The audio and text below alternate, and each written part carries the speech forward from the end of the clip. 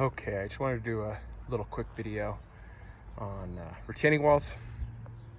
I've done a lot of them, and I wanted to show what I've found is the most effective way to do a retaining wall that'll last a long time, that'll hold strong, and that'll look great.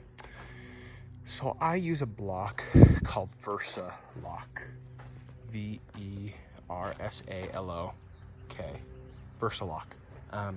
The reason why I use these is normal retaining wall blocks kind of have they're flat on the bottom, but then they got a hook on the back, right? Kind of like a hammer.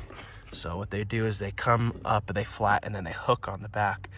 Well, what happens over time is all that pressure, when it fills in and you know, ground starts to slough or whatever, it starts to push this hook up and over, and then the retaining walls end up kind of starting to lean over time.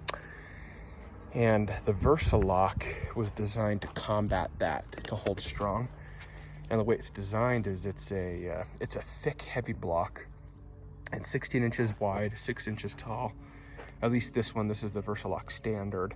They make bigger ones, but I found that the bigger ones are harder to handle. They're heavy. These are about 85 pounds a piece. And so the way it works is you have these pinholes right here. You've got these grooves and then these pinholes. So what happens is you kind of start with the base layer and then you work up, and as you work up each layer, these pins you put pins in there and then they go into these grooves, right? And so it locks it. And so it prevents it from sliding forward at all. And then on the flip side, it won't also lift up and go over.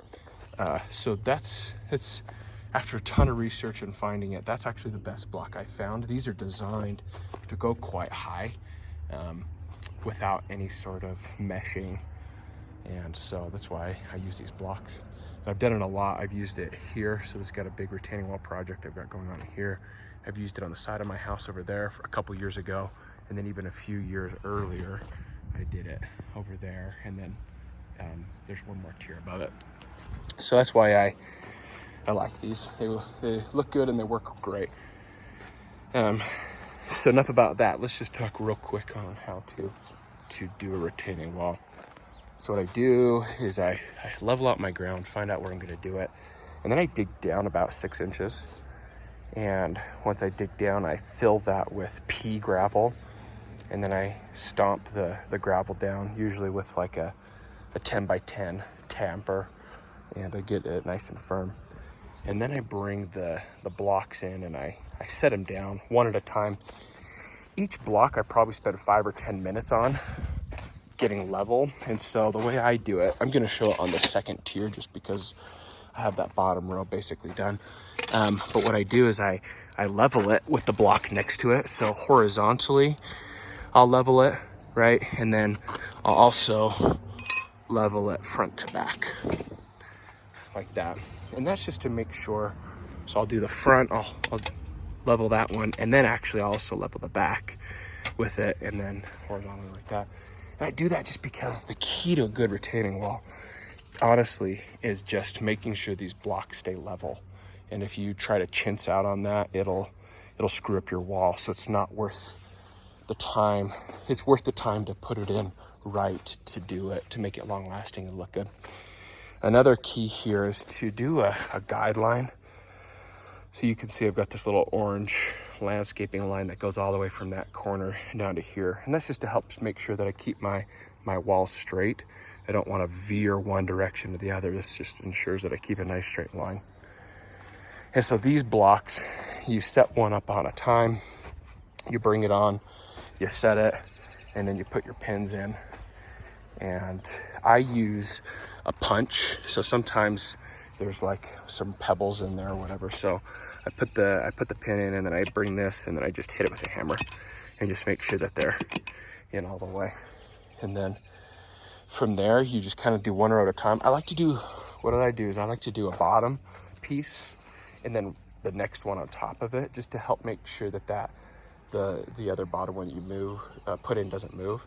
And so I kind of just go like, I'll do bottom piece, this piece, bottom piece, this piece, and then I just kind of go all the way across. So I end up doing, 2 rows on the bottom first, and then I backfill it with some dirt to help keep it in place. And then from there, I'll just kind of go 1 row at a time and build it across. So it takes some time, some effort, some labor. I mean, like I said, they're 85 pounds a piece, but these will not move.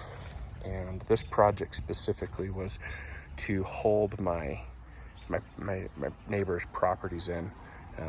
This all used to be full of dirt, and it didn't match the level of my house. And so I had runoff from up here that was getting into my foundation. And so I wanted to flatten out my ground so I didn't do it anymore. And so basically, that's kind of how you build the wall. The last step is you've got these caps. And after I fill in my retaining wall, the back of it with gravel, I'll glue the caps on. Now, that's one point here is I always will fill in with gravel as opposed to dirt for 2 reasons. One is you fill in with dirt, over time that dirt starts to compact and get super dense, and it creates gaps either in the top or throughout it as it starts to compact over time. And as water runs through your dirt, it'll come through and it'll leak through the fronts of your retaining wall blocks. And they start to look kind of crummy over time if you've got dirt coming through it. And so I'll put in gravel in the back. That way the water can just run through freely. It doesn't need to be super compact, and I don't have any issues there. So that's just kind of my opinion on retaining walls. Others may differ, but this is what I found works for me over retaining walls over the years that have held really well. So there you go.